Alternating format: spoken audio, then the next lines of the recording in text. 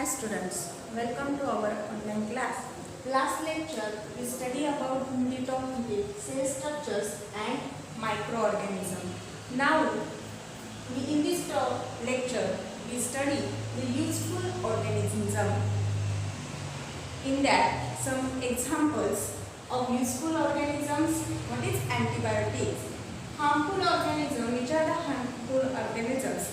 Microorganisms. And pathogens, which is a disease producing microorganism. So let's start our topic, that is useful microorganism. Useful microorganism. Last lecture we studied about some of the information about the useful microorganisms. That is the microorganisms which are useful to other organisms are called as the useful microorganisms. Some examples are also studied. In this topic we study about the antibiotics. Antibiotics means the प्रतिजैविके. मराठीमध्ये त्याला प्रतिजैविके असं म्हणतात.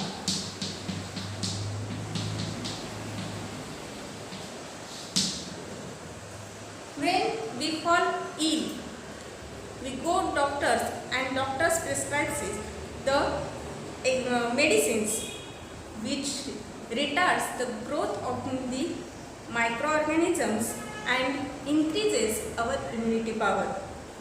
These retarded growth, this is nothing but the antibiotics. म्हणजे जेव्हा आपण आजारी पडतो, आजारी पडल्यानंतर डॉक्टरांकडे जातो, डॉक्टर आपल्याला प्रिस्क्रिप्शन्समध्ये काही औषधं, काही गोळ्या, काही इंजेक्शन्स लिहून देतात. जेव्हा आपण ती घेतो त्यावेळी आपल्या शरीरामध्ये जे मायक्रो ऑर्गॅनिझम्स वाढलेले आहेत, जे डिसीज कॉजिंग मायक्रो ऑर्गॅनिझम्स आहेत, हे मायक्रो ऑर्गॅनिझम्स आपल्या शरीरातली मध्ये असणारी त्यांची वाढ रिटार्ड्स होते. ज्या कधी जेव्हा हे अँटीबॉडीज म्हणजे प्रतिजैविक आपण शरीरामध्ये घेतो. थोडक्यात antibodies these are made up from the microorganisms which are the useful microorganisms. Antibiotics are useful to retards the growth of the microorganisms which are the harmful, and also uses for the increases the immunity power. Antibiotics made up from the microorganisms. In this case, the microorganisms are the useful. Last conditions, that is far ago the typhoid, cholera, dengue, these diseases are considered to be a very harmful diseases or dangerous diseases. म्हणजे जेव्हा खूप वर्षापूर्वी typhoid असेल किंवा cholera असेल, dengue सारखे आजार जे होते ते अतिशय धोकादायक असे समजले जात होते. परंतु आता हे आजार मात्र अँटीबायोटिक्समुळे त्यांचे आजाराचं प्रमाण हे कमी झाले आणि ते सहजपणे बरे होऊ शकतात. वॅक्सिन्स. आता वॅक्सिन्स म्हणजे यामध्ये सुद्धा अँटीबायोटिक्स आहेत. आपण लस घेतो. आत्ताच एक आपल्यासमोर खूप मोठं संकट आहे ते म्हणजे कोरोनाचं. त्याच्यावरती सुद्धा लस शोधली गेली आहे आणि त्यातून काही दिवसामध्ये ती लस मार्केटमध्ये उपलब्ध होईलच. म्हणजे डिसीज जे आहेत ते क्युअर करण्यासाठी, बरे करण्यासाठी आपल्याला अँटीबॉडीज उपयोगी पडतात. अँटीबॉडीज हे मायक्रो ऑर्गॅनिझम्सपासून बनवलेले असतात आणि हे अशा मायक्रो ऑर्गॅनिझम्सना युजफुल मायक्रो ऑर्गॅनिझम्स असं म्हटलं जातं. Then some of the antibodies are use to tanning of the skin, also for the making of the ropes. म्हणजे काही जे मायक्रो ऑर्गॅनिझम्स आहे हे मायक्रो ऑर्गॅनिझम्स कातडी कमावणं किंवा धायपातापासून धागे तयार करणं यांसारख्या गोष्टी करण्यासाठी ती वापरल्या जातात. मायक्रो ऑर्गॅनिझम्स हे म्हणजे हे जे अँटीबॉडीज आहेत हे अँटीबॉडीज काही वेळा ॲनिमल्सना पण दिले जातात. म्हणजे ॲनिमल्समध्ये जर काही डिसीज असतील तर ते डिसीज कमी करण्यासाठी अँटीबॉडीज हे त्यांच्या अन्नातून ॲनिमल्सना दिले जातात. म्हणजे जो खाण्याचा पदार्थ असेल त्याच्यातून त्यांना दिले जातात. म्हणजे अँटीबॉडीज हे मायक्रो ऑर्गॅनिझम पासून बनवलेले आहेत. So it is a useful micro organisms. ते थोडक्यात जे दुसऱ्या ऑर्गॅनिझम्सना मदत करतात असे जे मायक्रो ऑर्गॅनिझम्स आहेत त्यांना युजफुल मायक्रो ऑर्गॅनिझम म्हणतात. Another example is that some microorganisms are growth on oil. काही मायक्रो ऑर्गॅनिझम्स जे आहेत ते ऑइलवरती वाढतात आणि त्यामुळे जेव्हा समुद्रामध्ये तेल गळती होते अशा वेळी तेलाचा तरंग बाहेर काढण्यासाठी या मायक्रो ऑर्गॅनिझम्सचा वापर केला जातो. म्हणजे microorganisms are include in the useful microorganisms. Okay. The next point is the harmful microorganisms. The microorganisms which are harmful to other organisms are called as the harmful microorganisms. म्हणजे जे मायक्रोऑर्गॅनिझम्स दुसऱ्या प्राण्यांसाठी harmful आहेत, हानिकारक आहेत अशा मायक्रोऑर्गॅनिझम्सना harmful मायक्रोऑर्गॅनिझम्स म्हणतात. You know some examples, that is the pickles and jams can be spoiled when the growth of the microorganism. ज्यावेळी पिकल्स म्हणजे लोणच्यामध्ये किंवा जॅममध्ये फंगसची ग्रोथ होते अशा वेळी ते खाण्यायोग्य राहत नाही आणि त्यामुळे त्यांच्या जी फंगसची ग्रोथ होणं म्हणजेच हार्मफुल मायक्रोऑर्गॅनिझमची ग्रोथ होणं आणि ह्या हार्मफुल मायक्रोऑर्गॅनिझम्स कॉजेस दी डिसीज.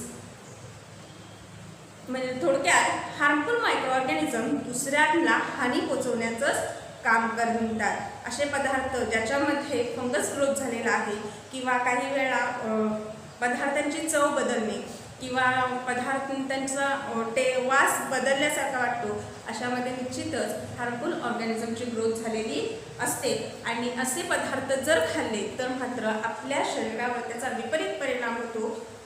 त्यावेळी आपण काही रोगांचा सामना करावा लागतो. The next point is that pathogen. Pathogens, these are the disease causing microorganism. म्हणजे आपण जेव्हा आजारी पडतो तेव्हा डॉक्टरांच्या सल्ल्यानुसार आपण गोळ्या औषधं घेतो. एक गोष्ट मात्र लक्षात ठेवा, डॉक्टरांच्या सल्ल्याशिवाय कोणतीही औषधं तुम्ही स्वतःहून प्रिस्क्राईब करू नका.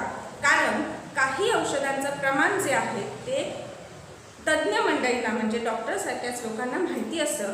फॉर एक्झाम्पल हेडेक आहे, स्टमक एक आहे म्हणजे डोकेदुखी, आपण साधी औषधं जनरल मेडिकल आपण मेडिसिन्स वापरतो पण असे मेडिसिन्स वापरू नका. पॅथोजेन्समध्ये सुद्धा याच गोष्टीचा समावेश होतो. म्हणजेच पॅथोजेन्स जे आहेत ते डिसीज कॉजिंग मायक्रो ऑर्गॅनिझम्स आहेत. हे मायक्रो ऑर्गॅनिझम्स जेव्हा शरीरामध्ये एंट्री करतात तेव्हा आपल्याला आजारी पडतात. ज्यावेळी आपण डॉक्टरांकडे आपली हेल्थ किंवा आपल्याला काही आजार झाला तर ते दाखवण्यासाठी जातो तेव्हा आपल्याला डॉक्टर जनरली ब्लड टेस्ट करायला सांगतात. ब्लड टेस्ट करण्यासाठी आपण पॅथॉलॉजिस्टकडे जातो. हा पॅथॉलॉजिस्ट म्हणजेच पॅथोजेन्स डिटेक्ट करणारा एक व्यक्ती. पॅथोजेन्स जे either on the body or present on the body or either on the in the stomach or any blood component. म्हणजे ज्यावेळी पॅथोजेन्स एक तर ब्लडमध्ये असतात त्याच्यानंतर स्टमकमध्ये पण असू शकतात. Overall these are present in the body of the other organisms. So these are called as the disease causing microorganisms which are nothing but the pathogens. आता हे असतात नेमके कुठे, ते एंट्री आपल्या शरीरामध्ये कशा पद्धतीने करतात. The pathogens are present in dirty water, also contaminated food, also present in the air. म्हणजे पॅथोजेन्स हे डर्टी वॉटरमध्ये आहेत, खराब पाण्यामध्ये आहेत, कंटामिनेटेड फूड आपण बाहेरचं अन्न खातो, बाहेरच्या अन्नावरती अनकवर्ड अन्न आहे म्हणजे झाकलेलं अन्न नसतं, त्याच्यावरती माशा बसतात. असं जेव्हा कंटामिनेटेड अन्न आपण खातो तेव्हा पॅथोजेन आपल्या शरीरामध्ये एंट्री करतात. Next, in these present in the air. आता हे एअरमध्ये कसे येतात, जेव्हा infected persons it may be cough and or sneezing म्हणजे जेव्हा शिंकतो किंवा जो आजारी माणूस आहे शिंकतो किंवा तो खोकतो तेव्हा जर त्याच्या तोंडावरती रुमाल वगैरे काही नसेल तेव्हा पॅथोजेन्स ॲटोमॅटिकली एअरमध्ये एंट्री करतात आणि हे एअरमध्ये एंट्री केलेले पॅथोजेन्स जे निरोगी व्यक्तीच्या शरीरामध्ये सहजपणे प्रवेश करतात आणि त्याला आजारी पाडतात. म्हणजे थोडक्यात पॅथोजेन्स जे डिसीज कॉझिंग मायक्रो ऑर्गॅनिझम्स आहेत ते डर्टी वॉटरमध्ये आहेत, त्याचबरोबर कंटामिनेटेड फूडमध्ये आहेत, also present in the air.